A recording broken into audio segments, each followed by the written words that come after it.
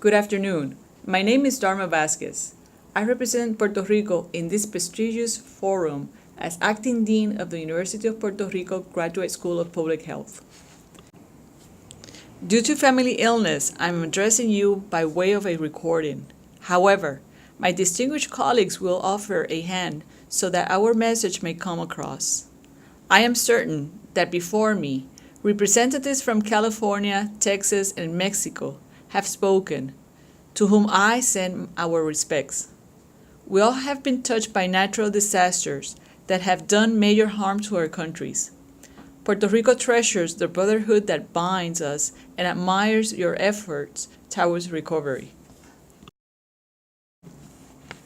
I have titled the presentation, A Tale of Two Hurricanes. Puerto Rico is a beautiful land. Hurricanes Irma and Maria have changed the landscape, the hopes, and the morale of our people. However, we're optimistic in nature and are slowly recovering from the material wounds by our will to understand the new normal and the transformed society that is surfacing from the damage. Briefly, Puerto Rico was first a Spanish colony. In 1898, it became a colony of the United States. Later, a Commonwealth, but still a territory of the United States. Home to 3.4 million American citizens by birth.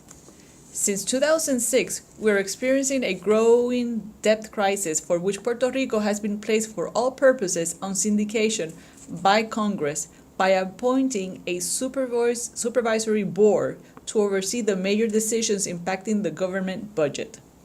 Also, Puerto Rico is excluded by the United States Constitution from filing bankruptcy, so the story contains human drama as well as financial problems. First, a glimpse of Puerto Rico as we have known it before these events. Puerto Rico is composed of a beautiful mainland, two breathtaking offshore island municipalities to the east, and several islets and cays. Our people are warm, festive, and complex. We are Puerto Ricans, and we are American. And it takes a bit of imagination to reconcile the two, but this is us. Spanish is our first language, while roughly 40% speak English. And the tale begins here. We talk about Maria, but Puerto Rico experienced two strong hurricanes in the span of 15 days. Hurricane Irma, the most powerful to hit the Caribbean in a century, sideswept the northeast and southeast Puerto Rico, leaving us with a serious hint of an unexpected 1-2 punch in 15 days. Then Hurricane Maria hit right through the middle and devastated the island. The images, the aftermath. After Hurricane Maria passed through, power lines were damaged.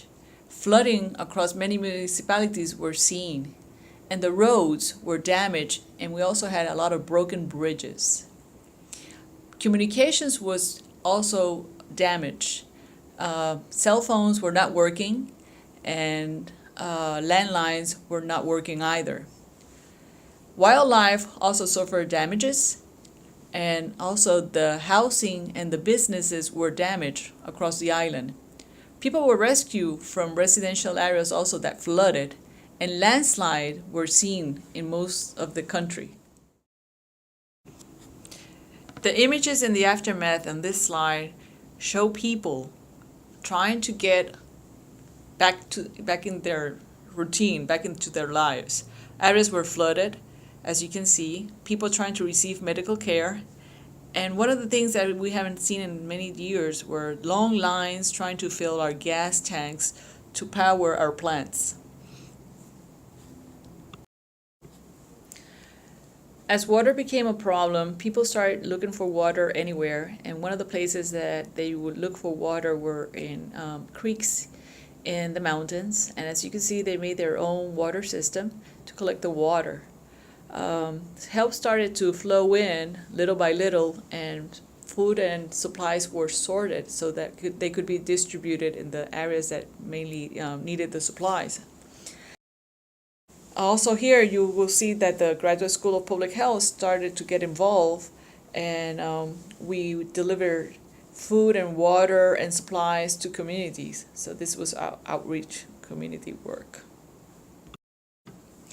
Outside aid and supplies were distant and took days from reaching the island. Inner communities were unreachable due to landslide, broken bridges and roads, as mentioned before, and also 100% out of power, mostly out of water, food, medicine, and roofs over their heads. Hospitals were closed with few exceptions. The ones that kept running depended on generators and quickly ran out of diesel.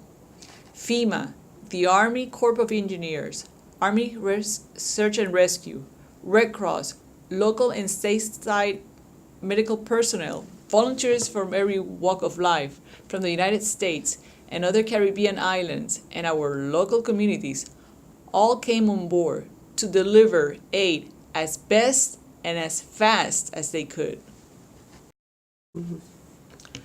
We can show you our numbers, FEMA numbers, and any sort of statistics. Some of these will not align perfectly with one another. We must still figure a way to reconcile them and to understand the big picture. A case in point are the hurricane-related deaths, 64 officially, while the New York Times has projected 1,052.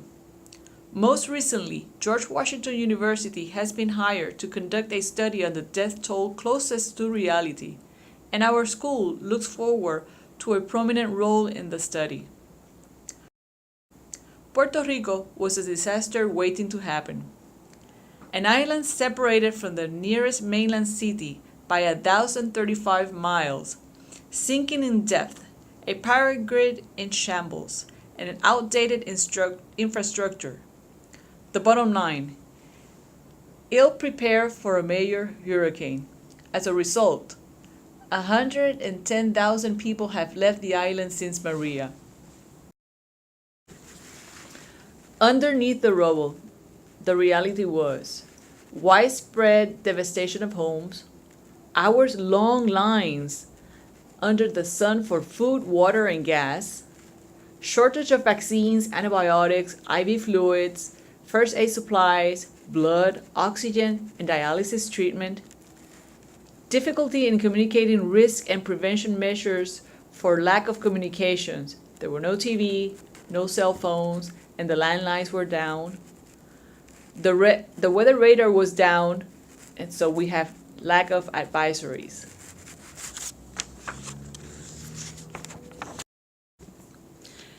Public health challenges being addressed by the school. In the academic area, we watched that our students would complete their courses as programmed. Laura Magaña was very essential in order for us to fulfill this goal. She made a conference telephone call with 12 deans that offer their distance learning courses, and some of our students accepted the challenge and they're taking those courses.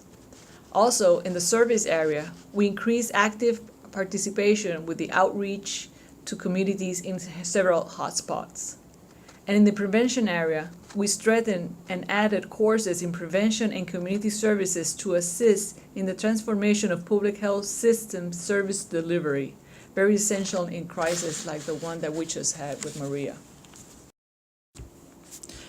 What we have learned from this: preparedness is the key. We have to prepare for the worst and hope and pray that it doesn't happen. Also, we have to make sure that we have protocols, but protocols that have proven to work. We have to educate our people constantly, not just once.